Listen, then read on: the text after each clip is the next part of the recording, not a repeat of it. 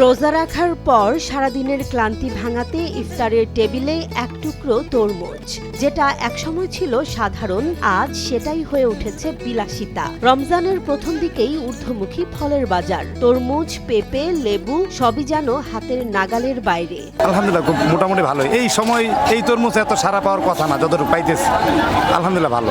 বাজারে গিয়ে দেখা যায় নতুন আসা তরমুজ পিস হিসেবে নয়, কেজিতে বিক্রি হচ্ছে 100 থেকে 120 টাকায়, অথচ যে তরমুজ কয়েকদিন আগেও ছিল 50 টাকা কেজি, রমজান আসার সাথে সাথেই সেই তরমুজের দাম প্রায় দ্বিগুণ হয়ে গেছে।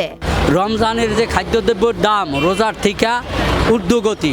ইফতারের শরবতের জন্য অপরিহার্য লেবুও ছাড় দিচ্ছে না। প্রতি হালি লেবুর দাম গিয়ে ঠেকেছে 80 থেকে 120 টাকায়। আর পাকা পেঁপে ইফতারের প্লেটে থাকলে যেমন স্বস্তি, দামের দিকে তাকালে তেমনই হতাশা। কেজিতে পেঁপে বিক্রি হচ্ছে 50 টাকা, ছোট গোল পেঁপে 120 টাকায়।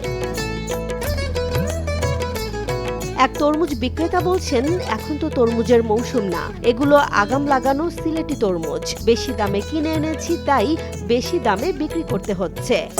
সিলেটের মাল, এটা আগেই লাগায়, সারা বাংলাদেশে এটা আগেই চাষ হয়। আচ্ছা আলহামদুলিল্লাহ মোটামুটি ভালো, 100 টাকা। আরেক বিক্রেতা আবার বললেন, দাম একটু বেশি, এটা ঠিক, মৌসুম শুরু হলে দাম কমে যাবে। বেচা কিনা ভাই কম, মালের দাম একটু চড়া, তো মাল নতুন নতুন অবস্থায় লাগতেছে, এই জন্য মালের দাম একটু চড়া। দাম একটু বেশি থাকলে কাস্টমার একটু নিতে একটু কষ্ট, একটু একটা মালের দাম একটু বেশি বেশি বোঝা যায়, হেরান একটু কম নেয় আর কি, বেচা কিনা একটু কম। লেবু ও পেঁপের বিক্রেতারাও বললেন, চাহিদা বেশি তাই দামও বেশি। এখন তো লেবুর দাম কমছে, 30 টাকা আলে বেশি, 50 টাকা আলে বেশি, 60 টাকা আলে বেশি, 30 টাকা ডজন বিক্রি করছে। এই তো 2-4 দিন এরকম হয়েছে আর তখন বাজারে মাল কমাইছে, এই জন্য দাম বেশি ছিল। এখন বাজারে পর্যাপ্ত পরিমাণ মাল আছে, এই জন্য দাম কম। এটা 150, এটা 120, এটা ছোট, এটা বড়। পেঁপেটা খাইলে এটা অনেক উপকার, আগে এত ছিল না। রমজানের ব্যাপারে বাজারে আরো কোনো মাল নাই, বুঝছেন, এই জন্য আমরা দামটা কিনে আমরা দামে বেশি। একজন বয়স্ক ক্রেতা ক্ষোভ প্রকাশ করে বলেন, কয়েকদিন আগেও 50 টাকা কেজিতে তরমুজ কিনেছে, রমজান এলেই ব্যবসায়ীরা সুযোগ নেয়।